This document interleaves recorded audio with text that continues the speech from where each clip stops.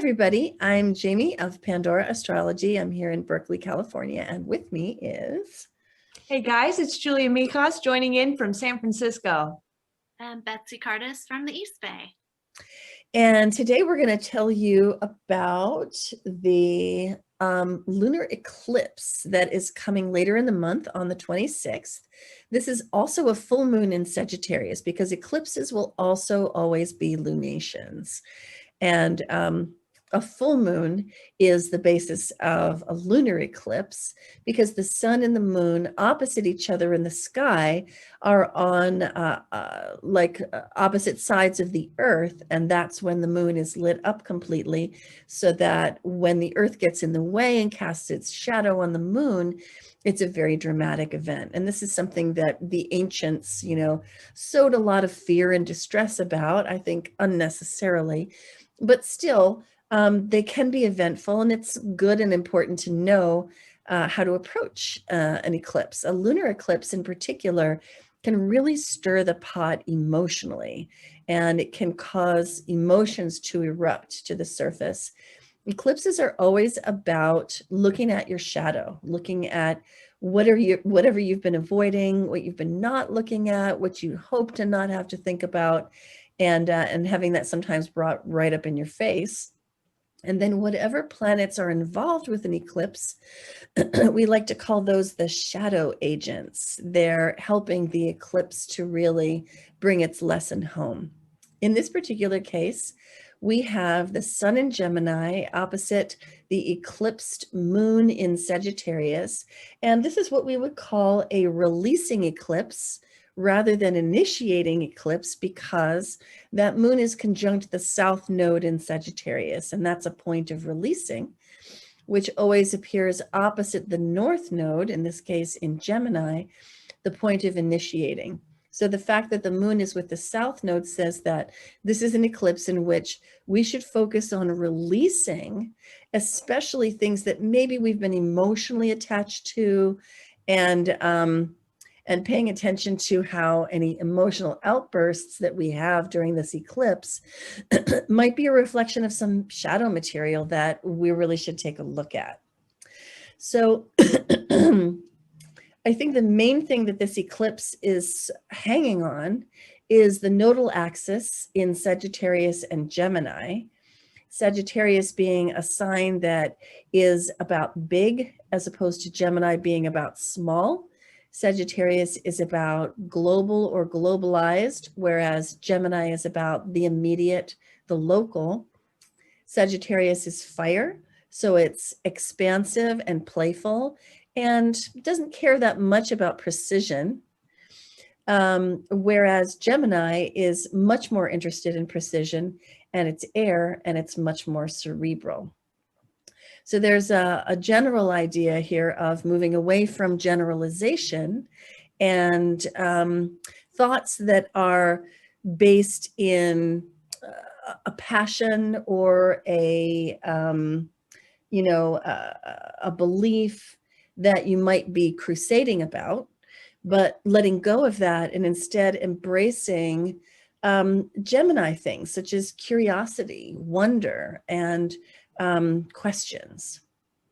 So, and then Jupiter plays a part too, but instead of like going on and interpreting the whole thing, I'm going to see what the ladies have to say. Julia, Betsy, somebody want to grab the conversational ball and throw some ideas out there about this moon?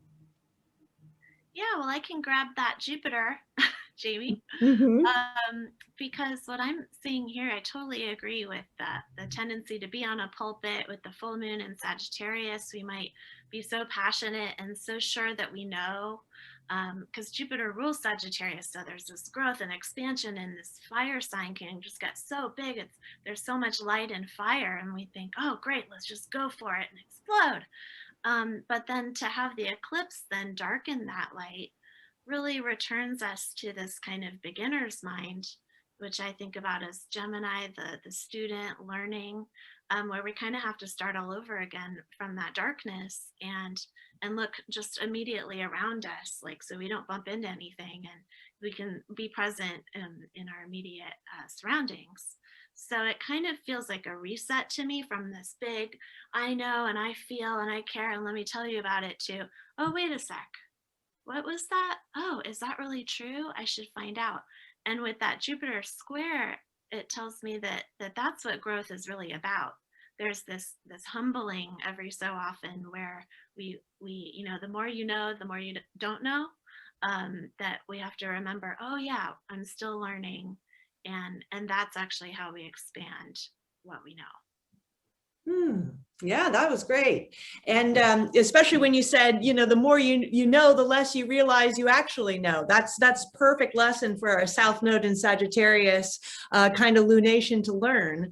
Yeah, I mean, this full moons can be about endings and releasing. So be prepared to be wrong about something, especially within your relationship, some opinion you had, some belief that you have.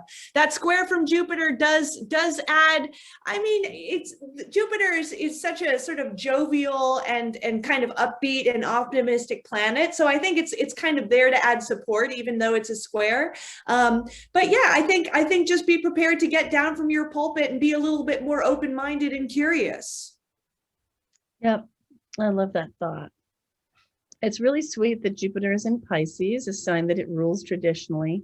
I like to think of Jupiter in Pisces as the gentle giant who's not so much like the overbearing typical Jupiter, but more like its aura enfolds you gently in universal compassion.